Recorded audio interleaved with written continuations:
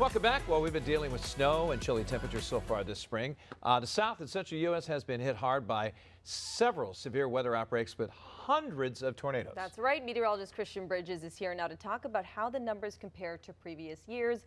Sounds like a lot. Yes, definitely a lot of tornadoes, and it kind of has felt endless across the south. In fact, we had 12 straight days in a row earlier this month and at the end of March, heading into April, where there was a confirmed tornado. So yeah, it kind of just felt like it was not ending down there. And yeah, we are stacking up the tornadoes so far. We're actually in third place for this point of the season for tornado reports. And it's kind of interesting because last year was the second most active year on record for tornadoes. So it'll be interesting to see at the end of 2025 where we end up on this list, if we make it at all. Let's hope that the pace quiets down a bit. But yeah, last year we had nearly 1,800 confirmed tornadoes.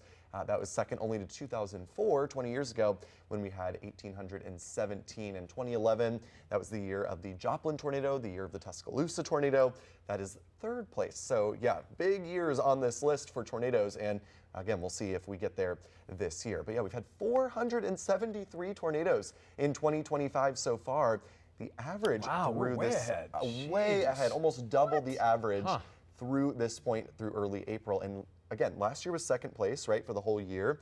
Through this point of last year, we had seen only 264 tornadoes. Is there a reason for this? Or, yes. Well, what do meteorologists think? So of course, we've been dealing with the not fun weather, right? It's been really chilly. It's been kind of gross out there.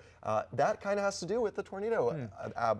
The tornado numbers that we've seen across the country. We've had this big dip in the jet stream over the eastern U.S., this clash of warm and cold air, and that has really stacked up the tornadoes. So while we've been on the cold side, in the south it's been very warm, and that cold air keeps clashing with the warm air to the south. So that's why we've seen conditions that have been very favorable for tornadoes. And you can see on all of the state numbers, all the states in white are states that have not seen a tornado yet. So far New England, we've been spared, nothing yet. But of course, our severe season really doesn't begin until the weather warms up in May and June. But you can see Mississippi, the winner, 89 tornadoes so far this year. Alabama, Missouri, and Illinois, all right around 50 tornadoes. And I know, Katie, you were in Nashville last week. You had some tornado warnings, and yeah, they've had 21 tornadoes in Tennessee so far this season. So yeah, very active year. We've had this very persistent pattern ever since the end of March, when it got kind of chilly here. You know, we had a beautiful beginning of March, then it got kind of chilly. That ties into the tornado outbreaks that we've been seeing across the south. So this big dip in the jet stream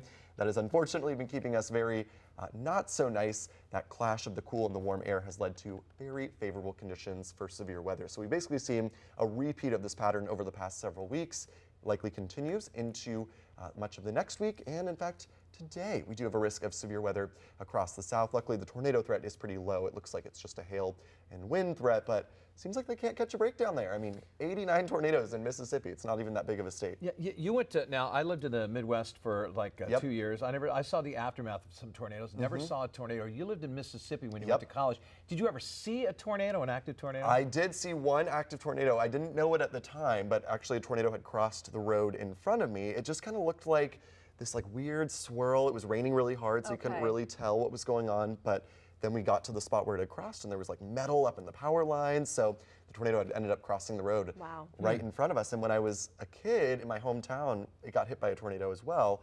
It also crossed the road right in front of us. I had gone bowling with my family, and we were leaving the bowling alley, and whoosh, the tornado crossed the road in front of us. So never like seen like the perfect cone tornado, but I've had close encounters a couple of times. Yeah, it's tough to say. I mean, we all know what it sounds like. Everyone says, sounded like a freight train. Yes. There you go. Oh, that's my right. goodness. Well, if you've got any weather-related questions for us, or you'd like to ask the rest of our Weather Authority team, you can email us at weather@wgme.com.